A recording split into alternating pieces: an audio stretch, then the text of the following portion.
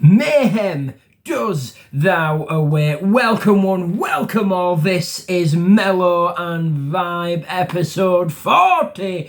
Holy hell, I am of course your host, Oscar Reeling. It is an honour, a pleasure and a privilege to be here with you. Episode 40 of Mellow and Vibe, and of course something a bit weird, the brand new show I will be hosting debuts this month if all goes well. We're praying, we're feeling it, we want to rock it wild, so stay tuned for that. I will keep you updated as I always do. Something a bit weird, the brand new show hopefully will debut this very month, but for now this is Mellow and Vibe episode 40. I am your host, Oscar Reeling, and on this very episode we're talking about the WWE Elimination Chamber. Spoiler warning, this episode contains spoilers for the WWE Elimination Chamber that was just live a few days ago, depending on what timeline you are watching this episode on. So spoiler alert if you've not seen it. If you did not watch it live, don't watch this episode until you've watched the WWE Elimination Chamber. Hellfire to the yes. We're kicking off with the Women's Elimination Chamber.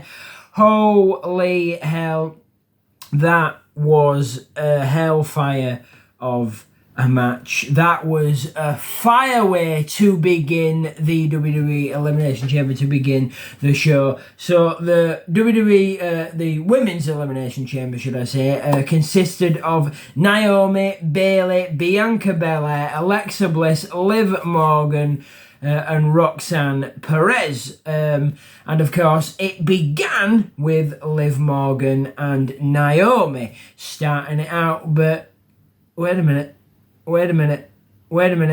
Jade Cargill has returned. Holy hell, what the Jade Cargill is back. She put the beat down on Naomi, to our surprise. What a pop. Holy hell, I was not expecting that. I thought Liv Morgan was going to get a beat down, but Naomi got a beat down, and we did think that Jade Cargill would take Naomi's place, because after this vicious beatdown, Naomi was unable to compete. She could not continue in the chamber whatsoever, and the entire time her best friend, her tag team partner Bianca Belair, was screaming and crying, trying to break her way out of her pod.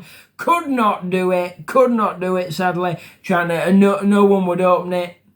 She could not stop the attack. Sadly, it was brutal to watch. Jade Cargill had viciously beaten down Naomi, and she was taken out of the match. But Jade Cargill did not take Naomi's place in the match, not whatsoever.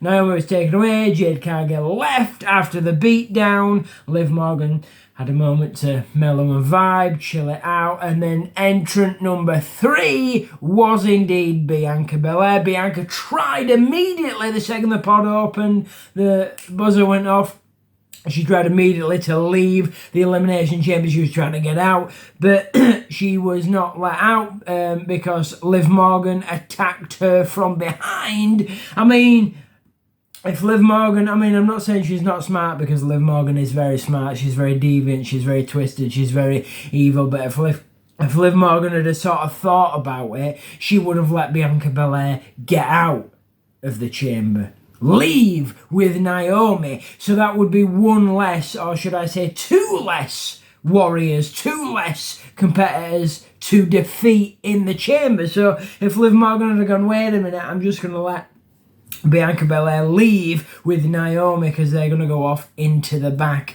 and she's going to make sure that Naomi is safe and well, but of course she wasn't. She was beaten down, but Liv Morgan attacked Bianca Belair from behind, beating her down, and then of course it was a vicious, brutal chamber. Absolutely amazing, with some high flying, some vicious moves out onto the steel, using the chains, popping, locking, dropping, fire to the hell. And of course, Bianca Belair and Liv Morgan up high upon the chamber, on top of the pod, on the chains, with Bianca Belair whipping Liv Morgan with her hair. Woo-hoo-hoo, that was a stinger. If you watched it live, if you watched it at all, you heard that and you felt that. The thing is, though, what happened earlier on is Wade Barrett was like, you know what, you're in a chamber, it's brutal, it's vicious, it's career ending, and one of the most vicious things you've got is a hair whip. Holy hell, what is that? I mean, that's legal. You're allowed to use that. She's got a weapon of mass destruction because it's part of her, so she can BAM! Oh my, well, that was that, and yeah, that was totally insane. But yeah, I mean, it was a vicious chamber, and people they were taking hellfire bumps. They were getting destroyed.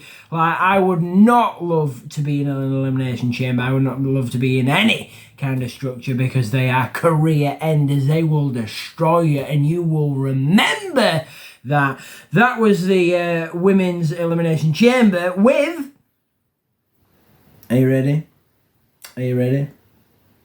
Your victor of the women's elimination chamber, standing tall and going one-on-one with either Rhea Ripley or Io Sky. We will find out so very soon who will be your champion, because Rhea Ripley steps into the Chaos Zone, steps into the ring with Io Sky for the gold. So it's either Rhea Ripley or Io Sky. We will find out. Your winner of the women's elimination chamber, Bianca Belair. Holy hell, the EST absolutely slaying it. That was a hellfire match to begin. That was an epic way to begin the show, and I absolutely loved it. It was absolutely amazing. It was beautiful. It was bliss. And then, of course, after that match, it was Tiffany Stratton and Trish Stratus, hometown of Toronto, Canada, the Maple Leafs. We got a pop, and wow. They were teaming up, Tiffany Stratton teaming up with her legend, with her idol, with her hero, Trish Stratus, to take on Candice LeRae and Nia Jax in a tag team match. It was amazing. There was back and forth. There was insane spots. I mean, Trish Stratus still got it, still fire. I mean, I do not know. Sadly, I should have done the research, my fault, but I do not know. If you know, please speak it loud, speak it proud, leave a comment down below. If Trish Stratus is permanently returning to action, if she's going to be a permanent part of the roster, the active roster, competing on the shows, or if this was just hometown rocking it wild. We've still got it. We're emanating our spirit, and we're here to slay it, Queen, because, you know, that's exactly what she did. And of course, your victors of that match, I mean, it was a hellfire of the match. I mean, there was a back and forth. There was some hellfire bumps. I mean, Tiffany Stratton just taking it off the top where she came down, hit heavy, and that leg, her leg got bent under the ropes, and I thought maybe she's torn some ligaments or something, because the way she came down after that attack looked epically vicious. And for a second I thought, is that it? Are they gonna call it? Because we've seen that happen before. People fall off the top rope, and then of course, bam, KO. And yeah, it was insane. It was epically insane. But she got back up, she popped it, she locked it, she hit the Jacob Fatu moonsault on the top, getting the cover, the 1, 2, 3, and of course Tiffany Stratton, Tiffy time, and Trish Stratus faction time. They won the match, Tiffany Stratton and Trish Stratus, but not before Trish Stratus hit some Stratus faction from the top rope, avalanche style.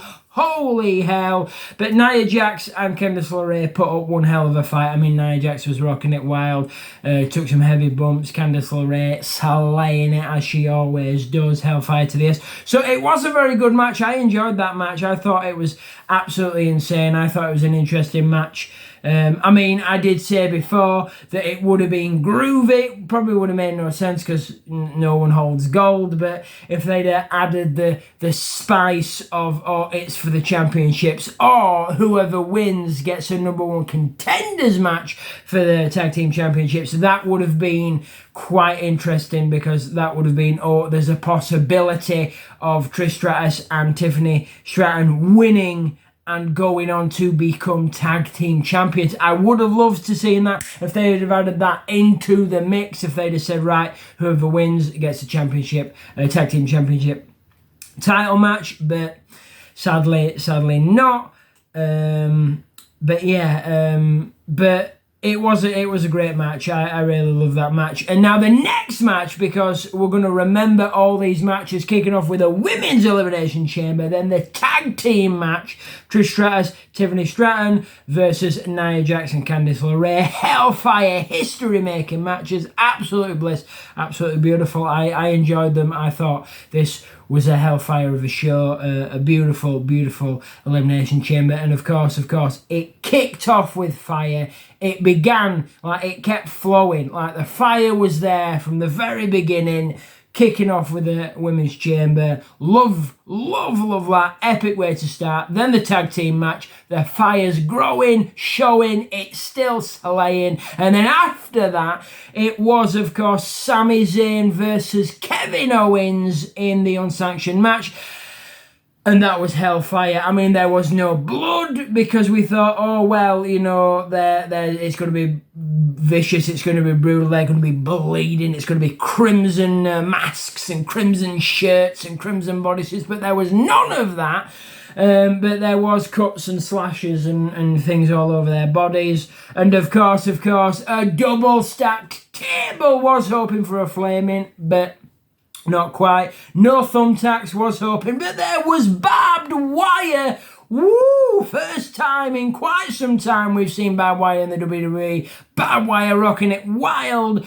Kevin Owens KO took a face bump, but no crimson mask. I was surprised. We saw him take a face bump into the barbed wire, and we were like, there's going to be blood. He's going to be streaming. It's nothing. Okay, that's perfectly fine. It was a vicious match. Sami Zayn, Kevin Owens leaving it all in the ring. And of course, it was, oh my, I mean, I don't know what the update is, if Sami Zayn and Kevin Owens could continue, if their careers are over. Zayn sadly lost that match. Kevin Owens standing victorious, but it was Sami Zayn going through tables, Kevin Owens going through chairs.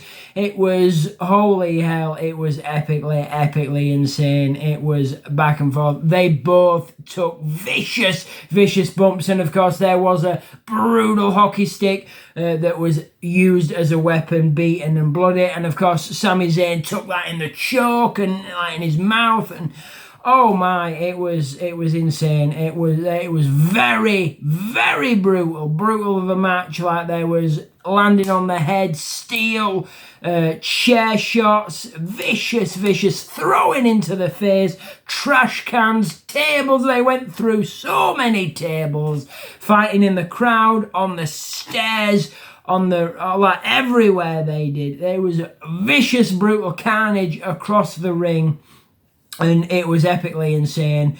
And yeah, Sami Zayn going, like, flipping over through two tables, crashing, and Kevin Owens being blue thunderbombed through two chairs laid across a barbed wire wrapped chair. Bam! Straight down. Holy hell, the impact he did. Oh, I thought that was it right there. There was many 1-2 winner, not quite yet. So many close calls, but KO, Kevin Owens standing victorious, getting the win over Sami Zayn, and of course Sami Zayn just being annihilated. But Kevin Owens struggled to walk. Kevin Owens struggled to stand. It was vicious. It was brutal. It was bloody. Well, cuts, bruises, scratches, all that sort of stuff. No crimson mat. It was epically insane. Now, I'm going to leave that to rest there because the WWE Men's Elimination Chamber, we're going to come back to that because I want to talk about that. And we might come back to this unsanctioned match because there's so much more I can say. But for now, we're going to set it here to rest so you've got something to look forward to. This, of course, has been Mellow and Vibe episode 40 of the WWE Elimination Chamber.